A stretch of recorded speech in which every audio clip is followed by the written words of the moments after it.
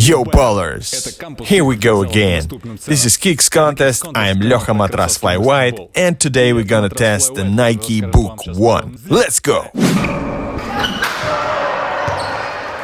The Nike Book 1 have a classic lacing system with a detached tongue, so they're easy to put on and true to size when it comes to sizing. But the fit is kinda snug, so if you don't like that or if you have a wider feet, I would recommend going half a size up. There's plenty of padding inside the shoe, especially in the heel area and the tongue, so the foot feels pretty comfortable inside the shoe because of this. But the outside upper material is kinda stiff and not really flexible at first and requires some braking time. When it comes to breathability, you don't need any special equipment to test that. The upper material is thick and solid, which makes air circulation impossible. Your foot heats up pretty quickly, and the thick padding soaks up moisture, which makes the shoe heavier as you play in them, and it takes a while for them to properly dry. Sometimes they were still wet when I put them on next day.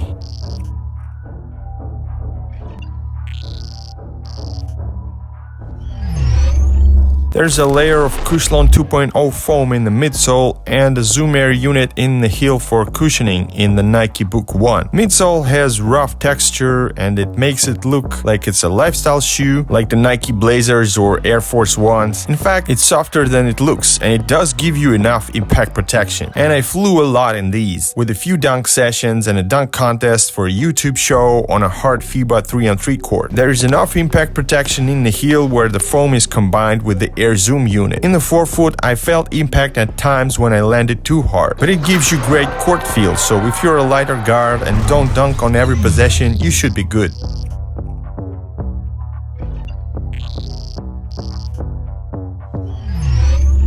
The traction pattern on the Nike Book 1 is a classic herringbone, plain and simple. The outsole is translucent rubber and it squeaks really nicely. You could do music with that squeak. Actually, I did a track with the squeaking and, basketball sounds. Search for Soup Mixtape Volume 1 on Spotify. But back to the traction, they don't just squeak, they grip the floor really well on every type of court I played on, even the FIBA 3-on-3 plastic surface.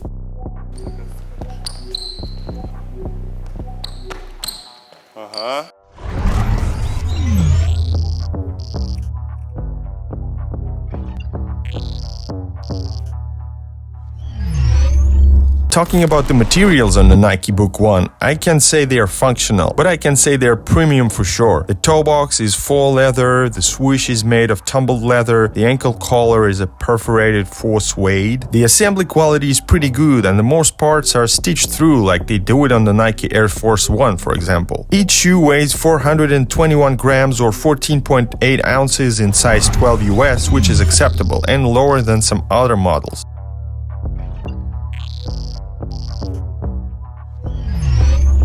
When you just put these on and lace them up properly, it feels like there's decent lockdown in the forefoot part at first. But as you start running, the leather heats up, gets softer and kinda loosens up, and your foot starts wobbling laterally because there's no enforcing elements like TPU panels or fuse on the lateral and medial parts of the shoe. Heel lockdown is the issue as well. Even though the heel counter is there and it's solid, it only keeps the back of the heel in place, but not on the sides, so the heel starts wobbling laterally too. I had this especially when jumping off 2 feet. When it comes to stability, the Nike Book 1 is a pretty stable hoop shoe, being low to the ground with a wide and flat base and a lateral outrigger, which makes it even more stable. Torsion support is also there due to a top-loaded plastic shank in the midsole.